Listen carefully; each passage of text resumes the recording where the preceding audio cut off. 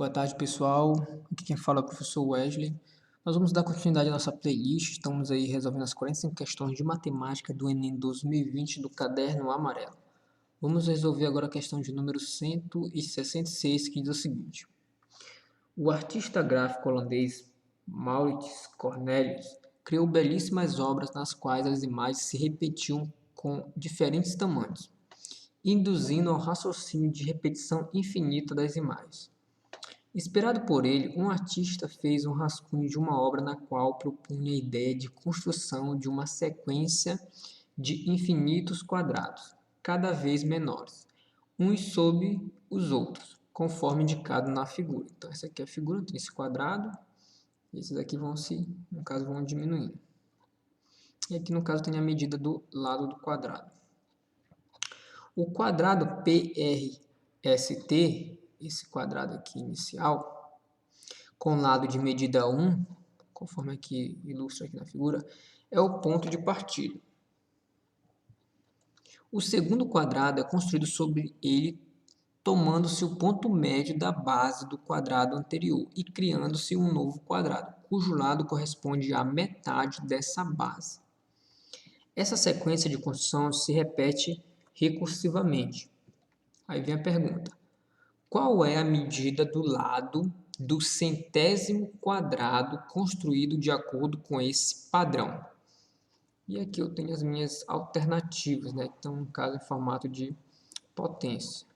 Então, ó, esse aqui é o quadrado de ponto de partida, né? Ele vai construindo os outros quadrados, e aqui o lado aqui, ó, do quadrado sempre vai ser a metade do quadrado anterior.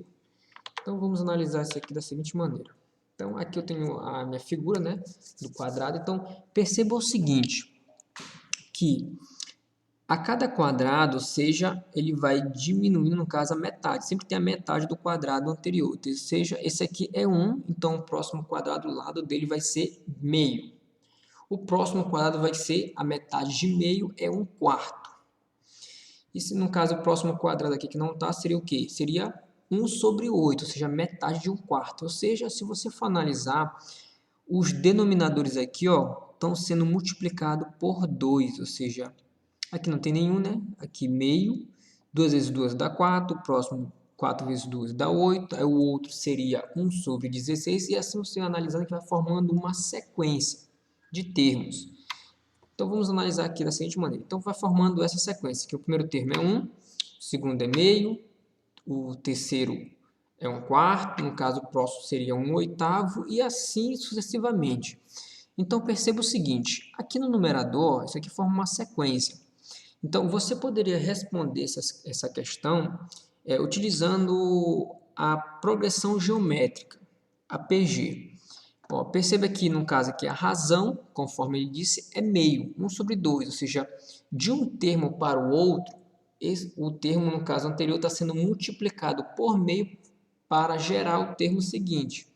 Ou seja, 1 vezes meio é meio. Meio vezes meio, 1/4. 1/4 vezes meio, 1/8. 1/8 vezes meio daria 1 sobre 16 e assim sucessivamente. Então, você poderia facilmente, no caso, se você lembrasse também da fórmula do termo geral da PG, responder essa questão por PG, em que você teria o primeiro termo, teria a razão, que é meio, e você encontraria, no caso, o centésimo termo. Ali a índice n, no caso, o centésimo termo, encontraria tranquilamente.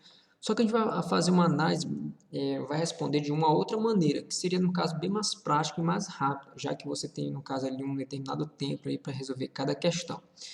Então, vamos analisar da seguinte maneira. Ó, no numerador, perceba que não altera, né? Todos os numeradores vão ser 1. Então, a gente não tem que analisar aí no numerador. A gente vai analisar aqui na questão do denominador. Porque, no caso, ele está aumentando de uma maneira, como a gente falou, né? Uma progressão geométrica. Só que a gente pode analisar da seguinte maneira. Primeiro, aqui no primeiro denominador, não apresenta nenhum número. No segundo é 2, no terceiro 4, no quarto 8 e assim no caso 16, depois 32 e assim sucessivamente. Então a gente pode analisar o seguinte, a gente pode organizar, ou seja, representar esses denominadores em potência em que a base seja 2. Por exemplo, no primeiro, como não tem nenhum, a gente pode representar por 2 elevado a 0. 2 elevado a 0, todo número elevado a 0 é igual a 1. E 1 sobre 1 é o próprio 1. Por exemplo, no segundo denominador é 2, então a gente pode representar por 2 elevado a 1. 2 elevado a 1 é o próprio 2. No terceiro é 4. 4 a gente pode representar por 2 ao quadrado. 2 vezes 2 é 4. E a gente chega aqui, no caso, nesse terceiro denominador. 8 a gente pode representar por 2 elevado a 3. 2 elevado a 3 é igual a 8, ou seja, 2 vezes 2 vezes 2 é igual a 8. O próximo número seria 16, então continuaria essa sequência. 2 elevado a 4, depois 32 é 2 elevado a 5 e assim sucessivamente. Então perceba o seguinte, eu posso reescrever, no caso, representar esses denominadores em potência em que a base seja 2. E o expoente, no caso, está sendo aumentado de uma em uma unidade partindo aqui do zero. 0, 1, 2, 3 e assim sucessivamente. Então, o centésimo termo, ou seja, já que está partindo do zero, seria o quê? Seria 2 elevado a 99. Só um detalhe aqui. É 2 elevado a 99 porque está partindo aqui do 2 elevado a zero. Se tivesse partindo do 2 elevado a 1, se no caso o expoente 1 fosse o primeiro termo, aí sim, tudo bem, seria 2 elevado a 100. Mas como começou aqui do zero, então o centésimo termo vai ser 2 elevado a 99. Então, seguindo essa análise, ó, 2 elevado a 99. Então, o centésimo termo seria essa fração aqui, ó, 1 sobre 2 elevado a 99. Então, ó, a gente vai fazer uma manipulação aqui, para a gente, no caso, encontrar ali qual alternativa seria correta. Então, esse numerador aqui, 1, eu posso representar ele da seguinte maneira. 1 elevado a 99 também. 1 elevado a qualquer expoente positivo é o próprio 1, certo? Então, como a gente encontrou 2 elevado a 99, nós vamos representar 1 por 1 elevado a 99. E relembrando aí propriedade de potência, como eu tenho uma divisão em que o numerador e o denominador têm o mesmo expoente, então eu posso representar essa fração da seguinte maneira. 1 sobre 2, né, elevado a 99. Ou seja, se eu distribuir esse expoente novamente, eu vou voltar para esse termo, e calculando eu vou voltar para esse termo. Então, não alterei nada. Então, aqui, ó, esse aqui seria o nosso centésimo termo. Tá? No caso, a medida do quadrado de número 100, o lado dele teria